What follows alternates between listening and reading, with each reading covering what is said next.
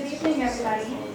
My name is Kelly Roberts, and on behalf of the Environmental Law Society at Pepperdine Law School, I'd like to warmly welcome you all here tonight. It's truly a pleasure to have you all here.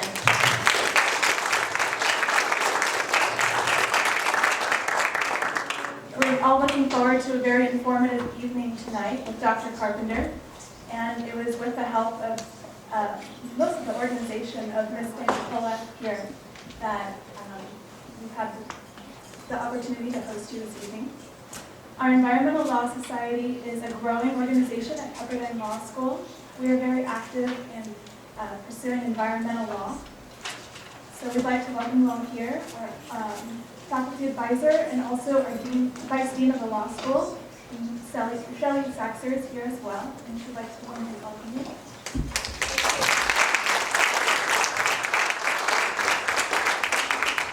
And with that, I'd like to turn it over to Ms. Jennifer Danicola.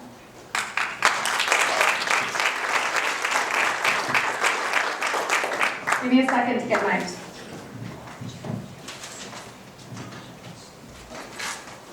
We're going to have to keep passing this, so you'll have to bear with us. Hi, everybody. Thank you so much for coming. It is really important that everyone's here tonight to hear what is really going on in our schools, to hear from experts that I have been so fortunate to be and participate in different arenas with them and get to hear from them about what's really going on with PCBs, about the science behind it, about the research.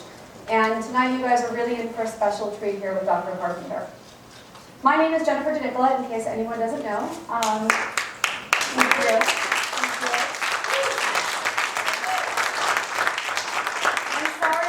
Notes tonight, but I have not really worked on this, so I apologize. But you guys know I'm a Malibu resident, I'm a public school parent. I'm the leader of American Unites for Kids, which is established to urge our district to do the right thing, which is remove toxic chemicals from our schools. Let me start first by thanking Pepperdine Law School and thanking Dean Saxer and thanking especially Kelly Roberts, who truly went above and beyond. Thank you for making this day possible and doing it in this wonderful environment. This is really a community benefit, and your efforts putting this together reflect the best traditions of what public interest law is all about. I also want to recognize our elected officials in the room.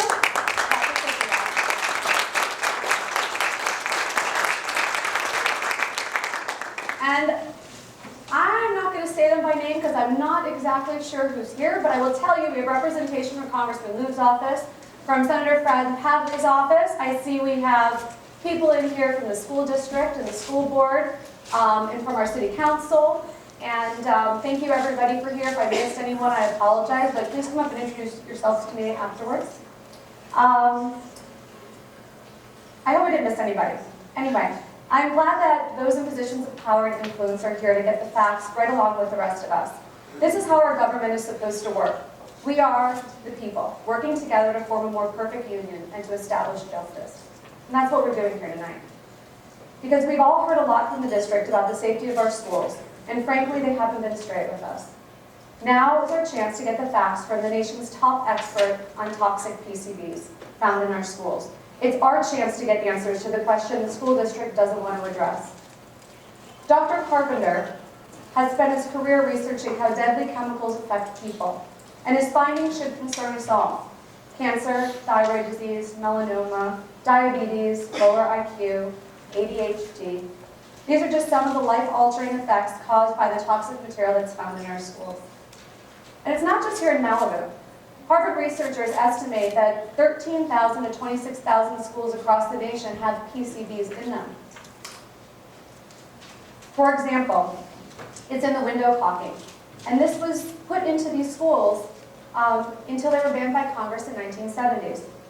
We're the test case right now in the nation. In fact, some of the things that we're doing right here is actually changing what's going on inside the EPA. The question is, will this cover-up be successful?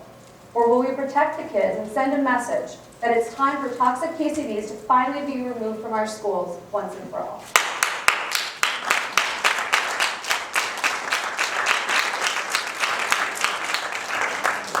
The school district is telling us our kids are safe. But that's what they told parents in Flint, Michigan. That's what tonight's all about, getting the facts so we are properly armed to protect our kids.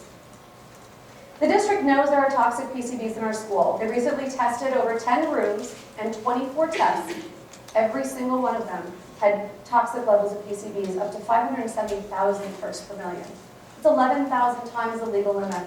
And as you hear tonight, Dr. Carpenter is going to talk to you about the dangers at 50 parts per million. 570,000 parts per million? That's really unacceptable. But after they did this testing, they just stopped. Even an identical classroom, an identical window, or an identical door. Are we to believe that two windows, two doors, right next to each other, have different contaminants in it, have different caulking in it? Like they went to one door and used one caulking and put it down and went to another door and used another caulking?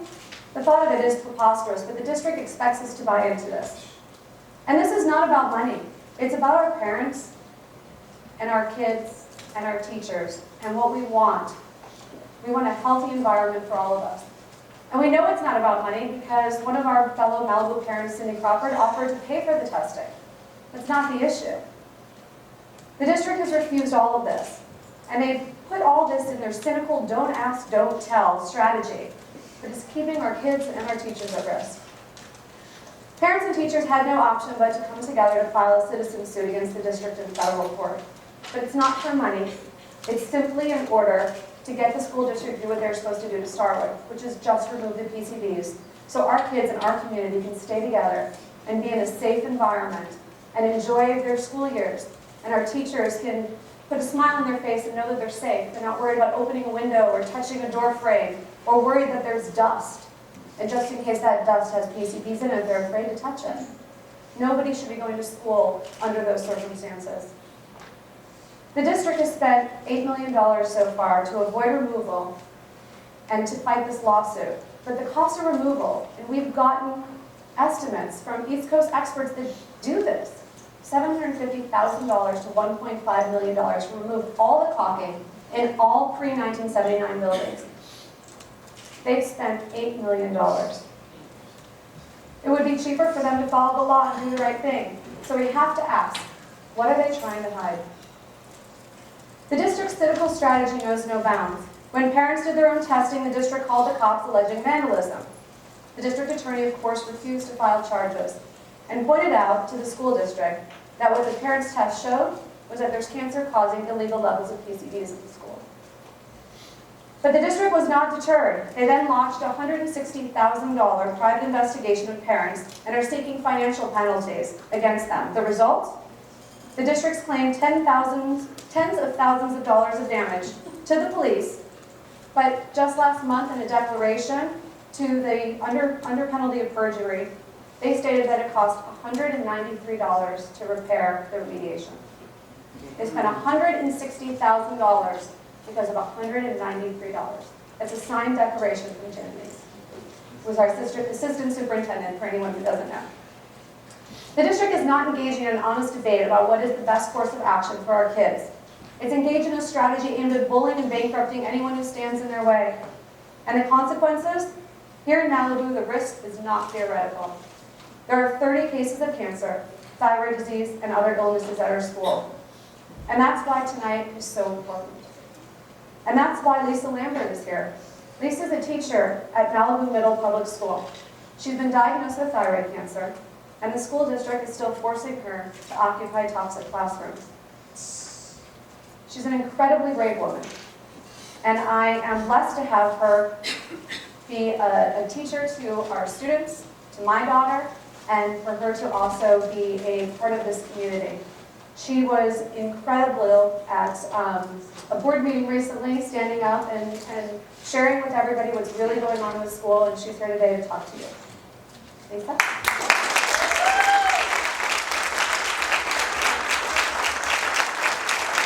This is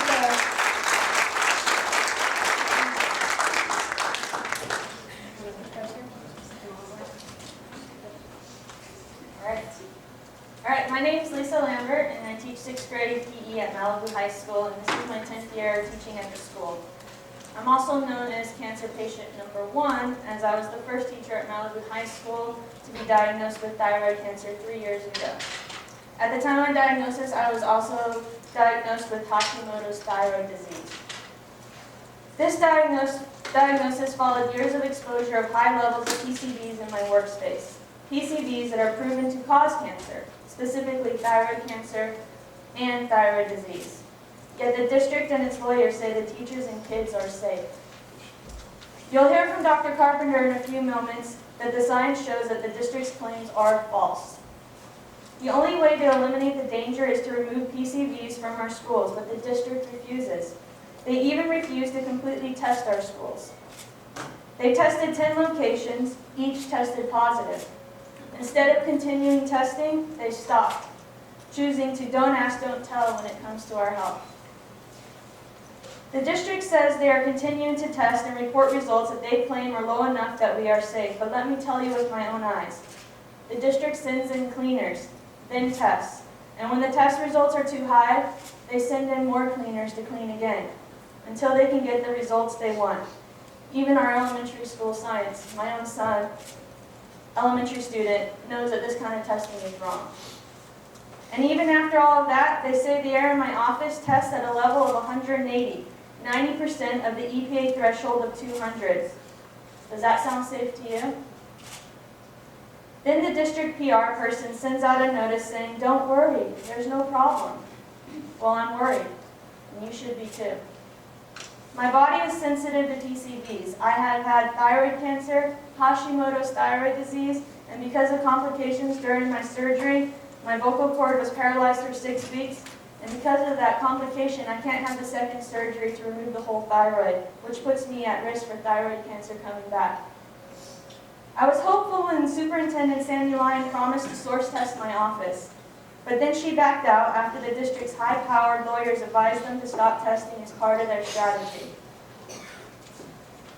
It's wrong. The science is clear, and I personally know the danger is very real. Instead of focusing on a plan to protect our kids, the district is focused on its plan to defeat parents and teachers trying to protect our families. It's sickening.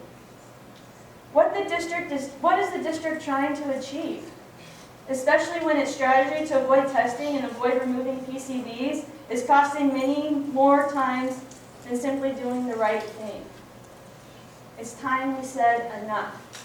I'm tired of the lies. I'm tired of the junk science. I'm tired of being sick. I'm worrying that my students are next.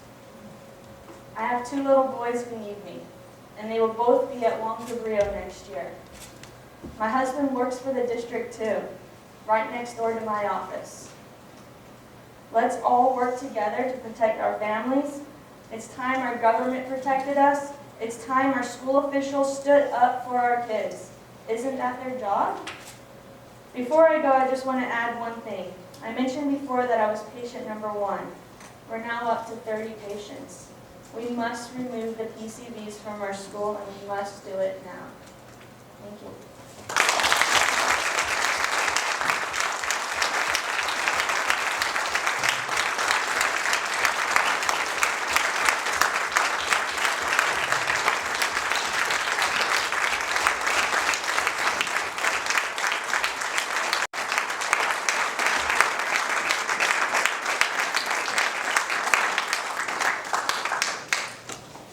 That's one brave lady. Thank you, Lisa. Every time you speak, you move me to tears. You have so eloquently made this personal for all of us.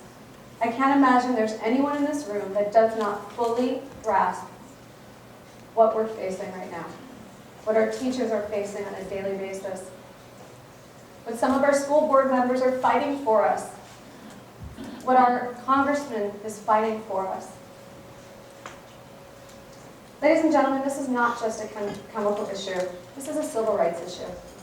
Every child, and those who educate them, deserve a place that is safe.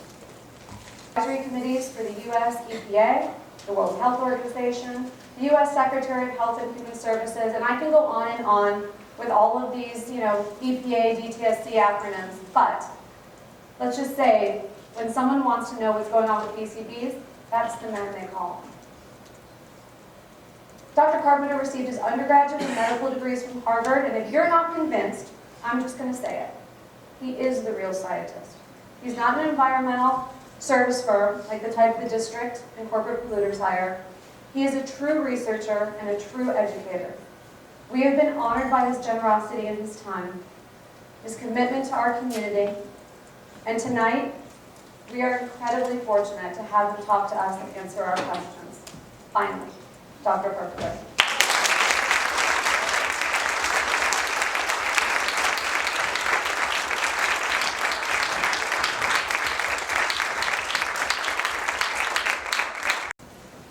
Thank you, Jennifer, and thank you all for being here. I certainly appreciate the welcome from Pepperdine Law School, and I'm so pleased that law students, I hope, are here because these are issues that people need to know about. I come from medicine, and people in medicine need to know about this, and they don't. My son moved to LA about a month ago, and he has a roommate who is a first-year psychiatric resident at UCLA. I met him last night, and when I started to say what I did, his first question was, what are PCBs? And, you know, this is someone well-trained in medicine, dealing with neurologic diseases, and he doesn't know what PCBs are. And unfortunately, this is the circumstance for most of the people in the United States and around the world. So what I want to do tonight is sort of tell you what PCBs are, tell you a little bit about the health effects, and I'm going to try not to talk very long because I really want us to have a good discussion tonight where I can answer questions that you have and other people that have been talking can answer questions. I guess this laser pointer won't work very well with 3 screens, so I'll just describe what you see. This is the structure of PCBs. They're relatively simple chemicals. They were manufactured in the U.S. between 1929 and 1976.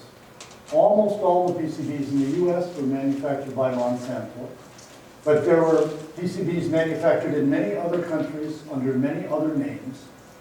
And at least as of 2 years ago, they were still being manufactured in North Korea. So the problem with PCBs hasn't run away, and it's not going to go away. They're the 2 benzene rings coupled together, and around those benzene rings, there are 10 places. And if they have only hydrogen ions, that's called biphenyl. If they have any chlorines, they're called polychlorinated biphenyls. And so there can be anywhere from 1 to 10 chlorines around the ring. And the chlorines can be placed at different positions. Now, what I've shown on the right in the slide is one particular PCB that has 6 chlorines. And on the left, it's just a generic molecule where you can have chlorines at any of those 10 positions. These compounds differ somewhat in their properties depending on how many chlorines and where the chlorines are. I'll say this many times tonight, but one thing that's particularly important for the Malibu school system is that those PCB molecules that don't have very many chlorines are more volatile than those that have a lot of chlorines. They're also more water soluble. But what is in the air in the Malibu school is not like any commercial mixture because it's concentrating those PCBs that have few chlorines. Now, another complication is that our body tries to break down these chemicals, and it's very inefficient. They survive for very long periods of time in the environment, and they survive for a long period of time in our bodies. If you ate contaminated fish for dinner tonight, you probably are going to have half of the PCBs that were in that fish 10 years from now, unless you get pregnant and nurse your child, in which case you can reduce that amount by about half if you have 3 children and breastfeed them, because it gets passed on to the fetus. This is a horrible issue. Now, the PCBs in food tend to be those with a lot more chlorines. They stay there a long time. So I can take a blood sample from anyone in this room and we can measure your PCB level. The issue is, which of the PCBs, those with few chlorines or those with a lot of chlorines, which are the ones that are most dangerous? Particularly, which are the ones most dangerous to kids in the Malibu schools, and teachers, and staff? So I've sort of said this already. PCBs were manufactured from 1928 until their manufacture was outlawed in 1976 by the Toxic Substance Control Act. PCBs were used for a variety of things. They are oils, they're not very flammable, and they're good insulators. So they're used a lot in transformers and capacitors. Any electrical equipment, they were used in electric cable. But there were also open uses. And those open uses included, they were used as solvents in paint, solvents in caulk. The old days when you had carbonless copy paper, that was PCBs. They were used in cement floors. Monsanto actually had the permit from the federal government to use PCBs in chewing gum. Now, there is no evidence that they actually did that, but you know, they were useful things and people didn't realize how dangerous they were at that period of time. In 1976, manufacturers stopped, and it became illegal to have open uses of PCBs. And that's when this 50 parts per million level was set. So if you find any source of PCBs, except in capacitors and transformers, that has 50 parts per million or more, you are obligated by federal law to remove it. Now, so the question is, how are we exposed to it? Well, I've already used the analogy of eating a contaminated fish. And it's in general true that most of the PCBs in our bodies come from animal fats. There are PCBs in every animal fat that's in our diet. That's pork, beef, chicken, turkey, whole milk, butter, eggs, certainly in fish. Fish in general have some of the highest levels. Now, why do we still have these in our food supply? Well, that's another problem. It's a problem with agriculture. Because what we do when a cow gets butchered in a slaughterhouse, they take the waste animal fat and make it into animal food. So that recycles all of the animal contaminants that have been there in the past and puts it back in our food today. Now, they stopped putting cow fat into cow food because they only got worried about mad cow disease a few years ago. So they put the cow fat into the pig and the chicken food, and the pig and the chicken fat in the cow food, and it's, you know, again, just ridiculous. But, so we eat a lot of it. The PCBs are not very water soluble. Those that don't have so many chlorines are somewhat water soluble. And you can drink them. But you can breathe them, and that's really what I'm going to focus on tonight. You also can absorb them through the skin. You know, they were added, in fact, to some cosmetics in the old days. But they're a fat-soluble substance. You put it on your skin, and we get absorbed. So all of those are possible routes of exposure in Malibu schools. How long do they stay in your body? And again, I've already said this. Those higher chlorinated PCB, first of all, the different PCBs have different half-lives in the human body. And they can range from a few days to a week to decades. The more highly chlorinated ones have half-lives of maybe 50 years. And I usually use the term 10 years as an average. But those lower chlorinated ones that we're particularly concerned about here don't stay in your body very long. But if you're in a school that's contaminated with PCBs in the air, you're breathing continuously. Nobody can stop breathing.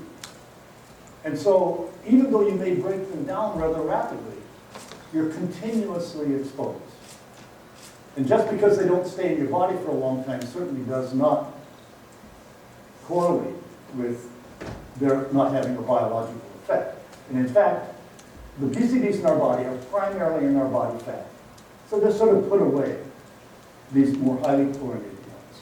And so increasingly we're finding that, well, although it's very easy to take a blood sample and get measurements of those highly chlorinated content, the serious health effects may be more from those that are in the air that we breathe. I've said this somewhat already too. PCBs were solvents in caulk, they were solvents in paint. We have evidence from the Malibu Schools, you've heard already from Jennifer, levels in caulk and in paint exceeding the 50 parts per million. PCBs were also used in fluorescent light valves. Now, I've been fairly involved in the situation in New York City schools, where again, they have a lot of old schools, they have a lot of PCB containing caulk, but they also had a problem because they hadn't replaced the fluorescent lights from the 60s and 70s. And these little tiny ballasts were like a capacitor, and they were leaking, and one student had a drop of pure PCBs landing on his head, you can imagine. And so when they started removing the caulk, they found that the problem didn't go away, and they had to identify the light ballasts as well. My point from this is what we need to do is get the PCBs out. We need to find out where they're coming from, whether it's all from caulk, whether it's from other sources, whether it's from paint, and get them out, because PCBs in the air are dangerous. PCBs that flake and get into dust, and kids and teachers, for that matter, get them in their mouths and swallow them. People that touch a wet PCB source can absorb them through the skin.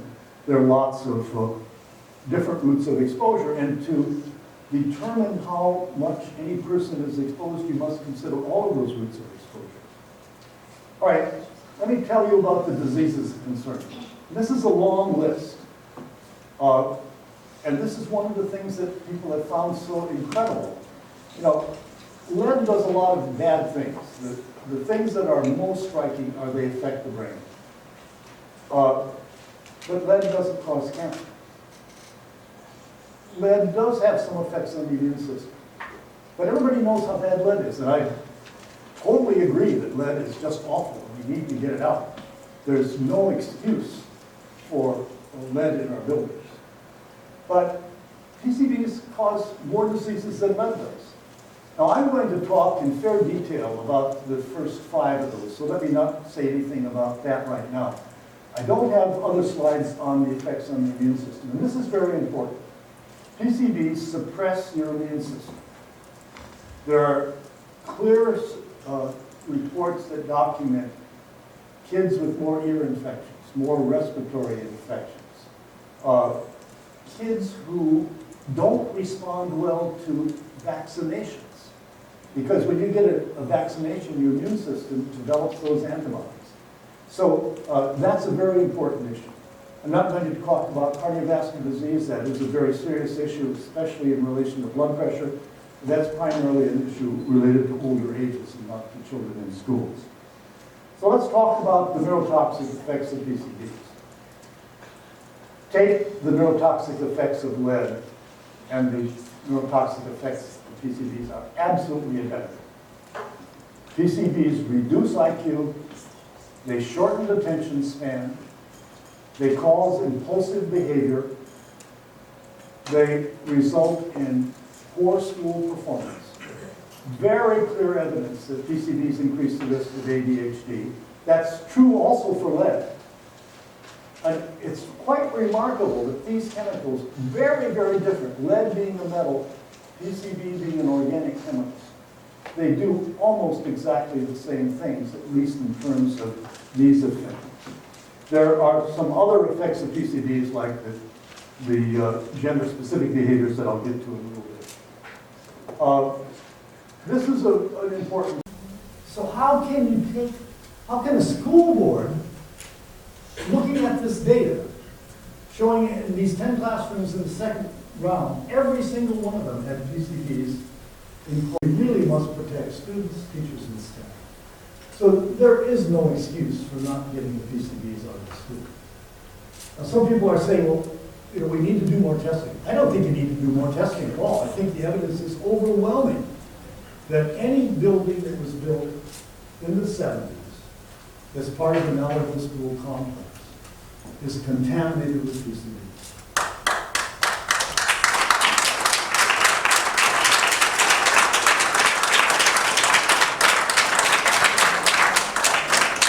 Really, the only reason that there is no safe level, I see the greatest concern in the school being effects on learning members.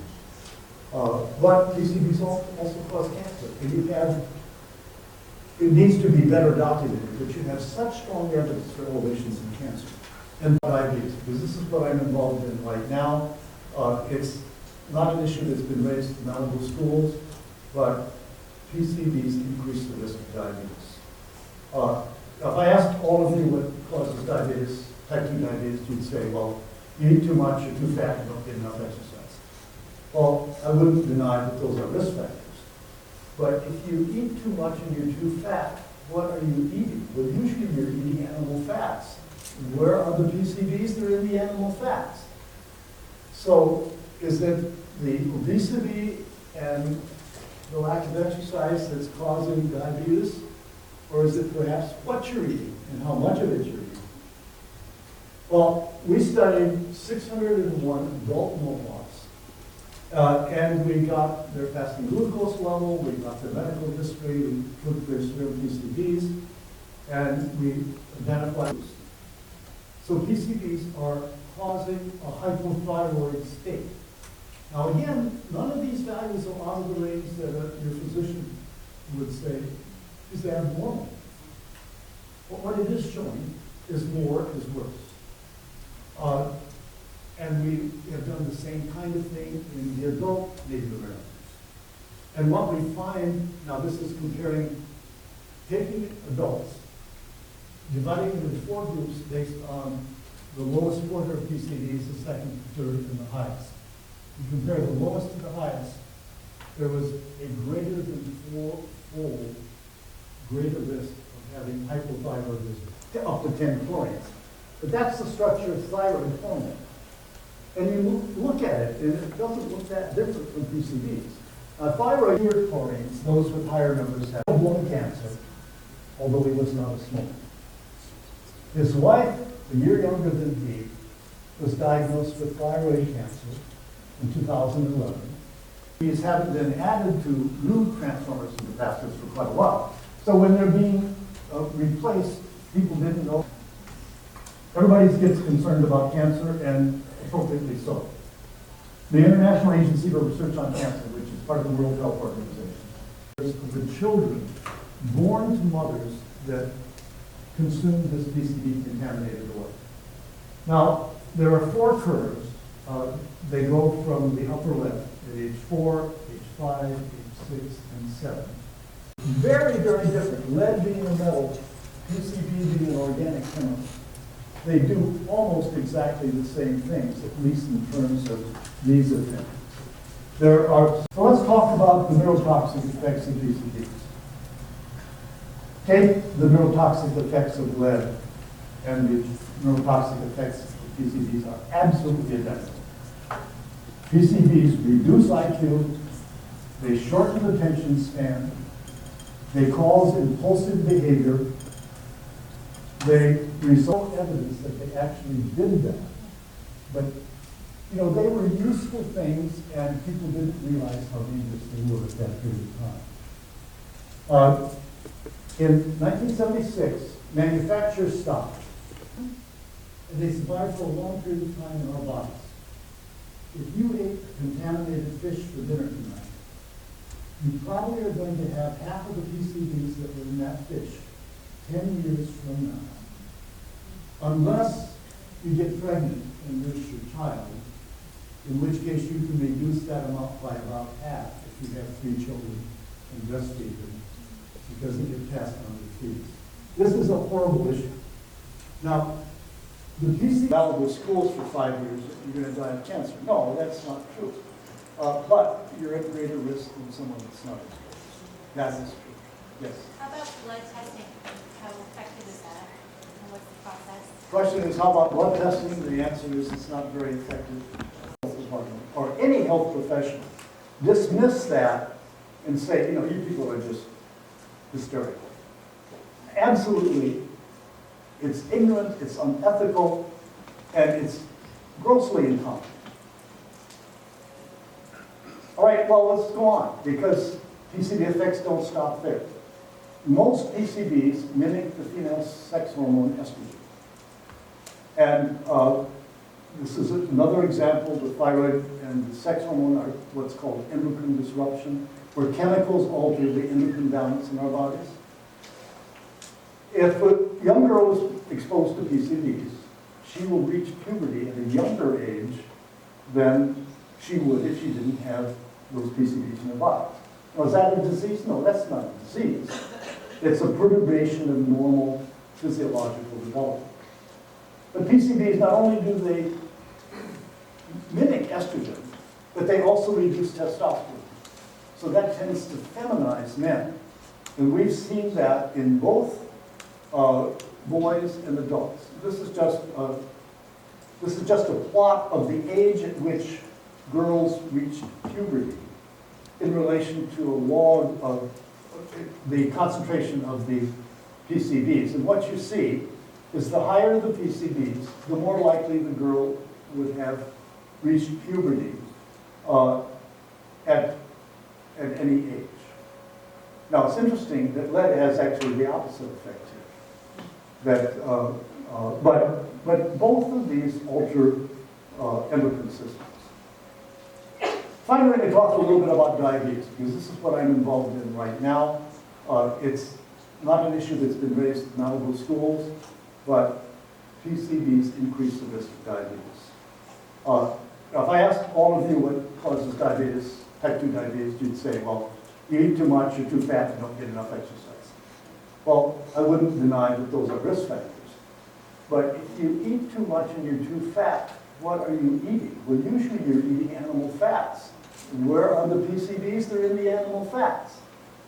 So is it the obesity and the lack of exercise that's causing diabetes? Or is it perhaps what you're eating and how much of it you're eating? Well, we studied 601 adult mohawks, and we got their fasting glucose level, we got their medical history, we took their serum PCBs, and we identified those that had diabetes by either having been diagnosed by a physician or having high fasting glucose. And then we looked at, divided them again into 4 groups depending on how high their PCB levels were. What we found is that, yes, the overall, we just looked at all PCBs. If you had higher PCBs, you had about a 3.5 times greater risk of having diabetes. But then we began to look at, well, which of those PCBs, which of those 209 possible ones? And that's shown at the bottom. So tri-tetra, that means 3 chlorines or 4 chlorines. These are the lower chlorinated PCBs. Those are the ones that are more volatile. And the ones that have 5 or 6 or 7, 8, 9, or 10, they didn't seem to be nearly as related to risk of diabetes. And then we did something further. This gets a little more technical. The point is, if the certain class of PCBs, the non-dioxin-like monoortho PCBs, the people with the highest level of these PCBs had a 5 times greater risk of diabetes as compared to the people in the lowest. So what this says is that it's these lower chlorinated PCBs that are more volatile that seems to be that is the greater risk factor for development of diabetes. All right, so the danger of PCBs in air. EPA is caught in a bind on this issue because they've set some standards that are leading to all kinds of problems. This 50 parts per million is one of those. Many of us think 50 parts per million is not adequately protective of human health. And yet, in the Malibu Schools, you have values way, way in excess of that. EPA hasn't done much in the way of inhalation of PCBs. All of their standards for PCBs in air are set on the basis of ingestion of high chlorinated PCB mixtures. They're concerned about this. They held a meeting that both Jennifer and I were at maybe a year ago, trying to deal with this, trying to update their guidelines. There's a recent publication from the EPA scientists saying, we just don't know how dangerous inhalation is, but they're beginning to think about it. So the point is that PCBs at any concentration, PCBs have no beneficial effect. When I get asked what level of PCBs are safe, I say 0 molecules. What level is dangerous? 1 molecule. You're not going to see a disease by 1 molecule, but they have no beneficial effect, like lead. And any amount is harmful. The more you have, the more harm. We have clear evidence that there is no safe level. I see the greatest concern in schools being effects on learning and memory. But PCBs also cause cancer. And it needs to be better documented, but you have such strong evidence for elevations in cancer and thyroid disease. And the evidence from this, in light of my study of this man and his wife that breathed in PCBs, becomes a story that I think just can't be ignored. So PCBs do all these variety of things, and we really must protect students, teachers, and staff. So there is no excuse for not getting the PCBs out of the school. Now, some people are saying, well, we need to do more testing. I don't think you need to do more testing at all. I think the evidence is overwhelming that any building that was built in the 70s as part of the Malibu School complex is contaminated with PCB.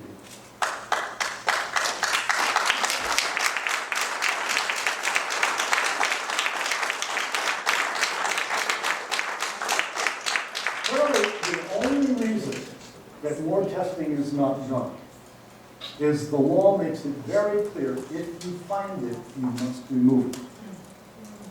So how can a school board, looking at this data, showing it in these 10 classrooms in the second round, every single one of them had PCBs in caulk greater than 50 parts per million.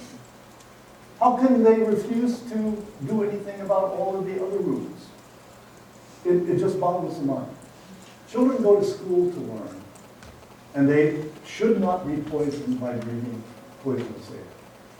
That applies to teachers, that applies to staff. But this really is a crisis. It's not limited to Malibu. It needs to be fought here, because I'm sure this applies to many other schools around the country. Our children's brains are our greatest long-term treasure, and we should do everything we can to protect them. Thank you very much.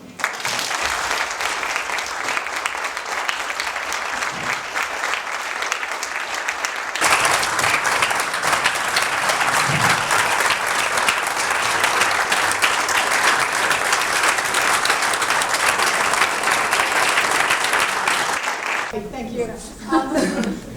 As you know, PCBs have been cleaned up from schools in other parts of the country, but it seems that we're the first school to have the level of diseases and cancers that could conceivably and probably be linked to this. So I'm going to ask a very practical question. I have a daughter who graduated last year. What should I be looking for in her? And especially for the teachers in the school now who are sick and those who've already had thyroid cancer or thyroid disease, what should they be watching for next to be preventive or to be vigilant with their own health? Number one, be very well aware of malignant melanoma. It's a Skin dangerous cancer. Skin checks. Yes, and the melanomas, everyone knows that skin cancer can come from ultraviolet light exposure. And that's why you wear suntan lotion, that's okay. PCBs increase the risk of sunburn-induced melanoma, but they also increase the risk of melanoma in other parts of the body that are not exposed to sun. So melanoma, if you have a mole that changes, that's a very bad sign. Most of us have moles. Most of those moles are not dangerous. But if they change, if they grow, if they become irregular, go see a dermatologist immediately. Now, I think other kinds of cancer, certainly thyroid disease, is it's treatable. Hypothyroidism is the biggest concern. If you become hypothyroid, you tend to be listless, often a little overweight, often with dry skin, and feel studied.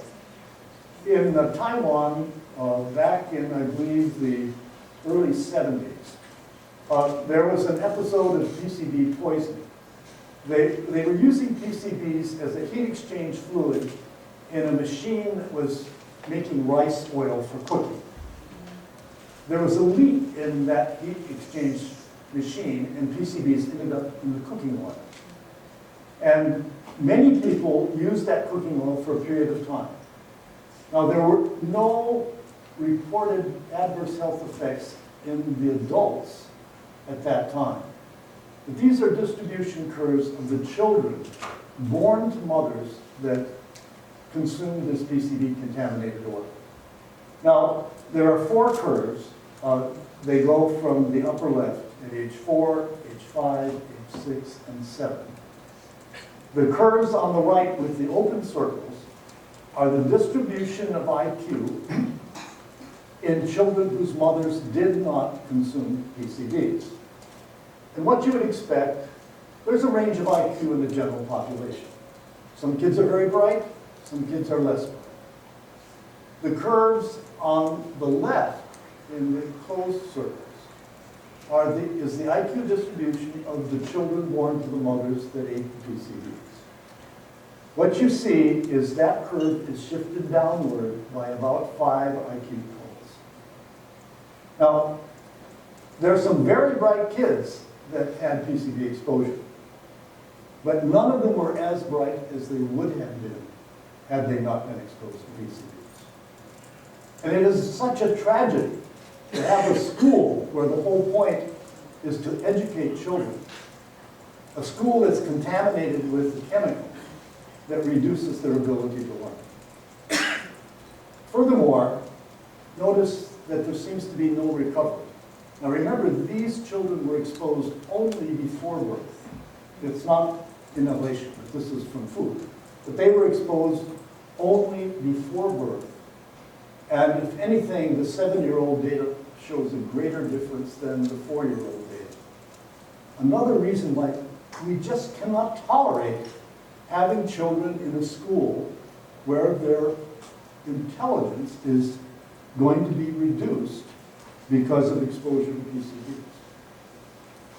Now, let me show you some results of studies that my colleagues have done. We've worked for a number of years, and I'll show you a number of slides on a Native American population. These are the Akwesasne Mohawks. They live at the junction of Quebec, Ontario, and New York State on the St. Lawrence River, just downstream from the 3 aluminum foundries operated by General Motors, Alcoa, and Reynolds Metals. All 3 use PCBs as hydraulic fluids. When they leaked, they washed them down the drain. They contaminated the St. Lawrence River and the tributaries, and the PCBs got into fish. The Mohawks are a traditional fishing population. So in this study, we looked at adolescents ages 10 to 16, sort of age we're talking about in the Malibu Schools. And we gave them 4 different cognitive tests, and we took a blood sample to measure their PCB level. Now again, we're not distinguishing whether the PCBs came by inhalation or by eating fish. At the time, we thought it was probably eating fish, but that's almost irrelevant. These are the results. Now, the details aren't important, but what is important is you look at all those numbers on in parentheses. There's a negative sign in front of all of them. For every test that was given to these children, those children with higher PCB levels did more poorly on the test. Now, none of those children were out of the range you would call normal. And this is characteristic of what we see with PCBs. It isn't you don't become a blooming idiot because you were exposed to PCBs. Nor do you become a blooming idiot when you're exposed to lead under most circumstances. But the more exposure, the poorer your cognitive function. And it appears that this is lifelong and irreversible. Now, we also looked at adults. And, you know, there's been a lot of thought, this is actually true for lead as well. Initially, everyone focused on children. Children are the most vulnerable. But there's a lot of evidence now that adults with lead exposure don't do as well on cognitive function tests. Well, we found the same thing. The higher the PCBs in the adults, the poorer they did on cognitive function tests. So, what is the significance of this? To my mind, this is the most important issue in Malibu schools. It may not be the one that's getting the most attention, but you send your kid to school to learn. And even if it's just a relatively small decrement in learning ability, that is absolutely tragic. Kids that are exposed to PCBs are not going to reach their cognitive potential that they would have otherwise. Same is true for lead.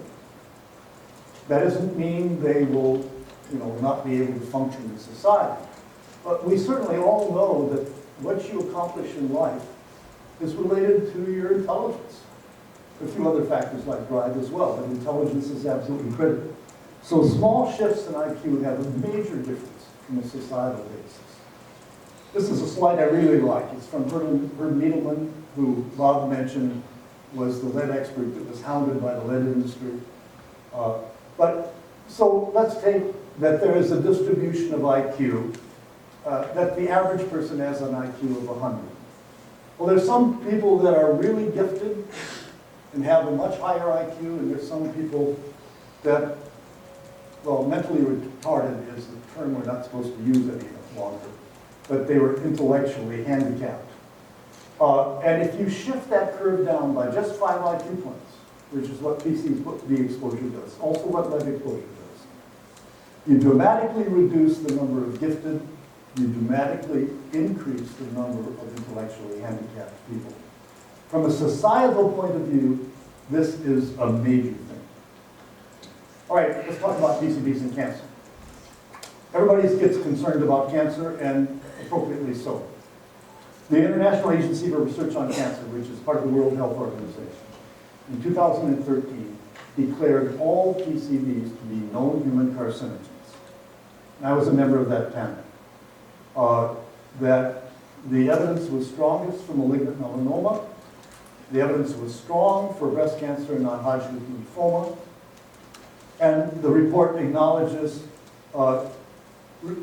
evidence for many other cancers where there were positive reports of significant elevations, but the overall weight of evidence, the number of studies, was not as great as it was for melanoma, breast cancer, and non-Hodgkin's disease. One of those cancers is thyroid cancer. Now, if you feed PCBs to rats, and this was done by General Electric, which is not a company that wants to show that PCBs are harmful, they found that rats got thyroid cancer, liver tumors, and thyroid cancer. Another study by the National Cancer Institute, quite a while ago, they find a rare type of stomach cancer. A lot of different cancers in animals.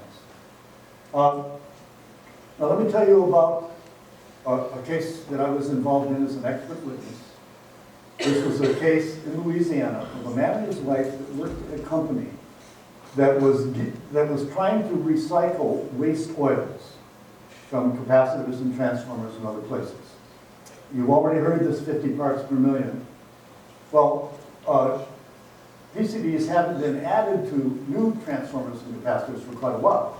So when they're being replaced, people didn't know whether or not they contained a lot of PCBs. The man, JM, was the chemist, and his job was to analyze these oils and separate those that had more than 50 ppm from those that did not. He had a fancy, expensive machine, and if he put a sample in that machine that had high levels of PCBs, it contaminated the machine. It took a long time to wash it out. So he was told to smell the oils to figure out which ones contain PCBs. PCBs have an odor. It's not a strong odor, but those of us that work with them recognize it. His wife was basically the dishwasher, and she took care of all the waste oils. And again, she was told to smell the oils because the ones that had high levels went in this barrel, and they got treated as hazardous waste, and the ones that didn't have high levels went in a different barrel, and they could be disposed of. He was diagnosed with thyroid cancer in 2003, in his 30s. In 2011, he was diagnosed with malignant melanoma, the cancer most strongly associated with PCB exposure. He died of lung cancer, although he was not a smoker. His wife, a year younger than he, was diagnosed with thyroid cancer in 2011. And she was diagnosed with the pre-malignant melanoma lesion in the same year. Now, the incidence of thyroid cancer in the general world's population, not just the elites, is 1.4 cases of thyroid cancer per 100,000 population per year. The possibility that two people, not blood relatives, would both develop thyroid cancer and malignant melanoma is infinitesimally small.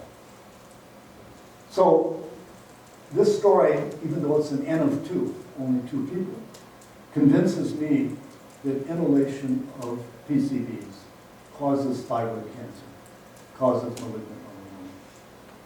Now, for proof of that, and I don't want you to get caught into the numbers, but these, the numbers on the left are different PCBs. And those that have smaller numbers have fewer chlorines, those with higher numbers have more. What you see in both him, GM, and her, JM, and GM, is that they had high levels of the lower chlorinated PCBs, the ones that are more volatile. As compared to the U.S. background population, Centers for Disease Control has those data, they have much, much higher levels. But the levels of the higher chlorinated conjugants that you get from eating food are just at the background levels. So together, in my judgment, this proves that inhalation of PCBs causes cancer. Now, let me say one thing right now. The evidence that Jennifer mentioned of the teachers with thyroid cancer, I believe it's 6, the graduates, at least 2, given this background incidence of 1.4 per 100,000, I don't know exactly how many teachers and how many graduates they are, but that clearly is grossly in excess of that background rate. And that's why I see that as a cancer cluster. There are 2 teachers that have malignant melanoma. There's 1 graduate, and now there's 1 child that has the same lesion that GM has, the woman, the dysplastic nevus, which is the precursor to malignant melanoma. Again, inhalation of PCBs in the Malibu schools causes cancer. You know, their tactics in one instance that you've heard already tonight was to go to the sheriff's department, and some of these parents over the last couple of years, when the school district refused to go in and do comprehensive testing, they went in themselves and they cut little pieces of caulking out and they had it tested. And that's how, the only reason we're here, the only reason we know about the levels of PCB in the school is because those parents went in and did that. Well, that had been going on for a year and a half, 2 years. Everybody knew that it was going on. In fact, some of those samples have been submitted to the district attorney's office. The results of those samples showing the numbers that you've heard of 300, 400, 500 parts per million, those results have been given to the school district. Everybody knew it was being done. 500,000. 500,000, yes. What do I say? You said After this lawsuit was filed, the school district went to the sheriff's department, and they told the sheriff's department that these parents had committed a felony vandalism. And just so everybody knows, a felony crime is a crime where somebody, if they're convicted of it, they go to state prison for a number of years. That's the sentence for felonies. The school district, one of these parents who were going in trying to find out what was going on, to be charged with a felony. They wanted him to go to state prison where we send murderers and rapists. That was their response, to go and report this to the sheriff's department and have the sheriff's department open up an investigation. Now, they didn't tell the sheriffs that, you know, hey, these are parents that are concerned about their kids. They told them they came into the school and they committed a felony vandalism, and they pushed it. But of course, you know, the sheriffs investigated. They felt compelled to do that. They even submitted it, but the criminal justice system worked in this case, and they said no. In fact, what happened when it was submitted was that they found that this wasn't even a crime. Not only wasn't it a felony crime, this was not a crime at all. So that's the kind of tactic that the school district and their lawyers have been responding with. The other tactic was to go into the judge that's handling the lawsuit and claim that there were discovery violations. By them going in and getting this stuff, that violated the discovery rules. So if you think about this for a minute, the purpose of a lawsuit is to get to the truth, to find out what the facts are and what's going on. The only facts that we have was this evidence that was collected by these parents. So the school district goes into court and says they violated unauthorized sounding. the EPA. They violated what the EPA is requiring here, and so that violates the discovery rule. And they convinced the judge to throw all of those samples out. So we don't have the facts anymore. We don't have the evidence. So the problem is we're dealing with a law firm and with an approach where they've spent $8 million on legal fees, and we can't compete against that. Really, what we need this core of the community to step up, and rather than this core group of parents that have been fighting this alone for this long, our community needs to step up and to stand with them. And the first way we can do that is we can help fund this lawsuit.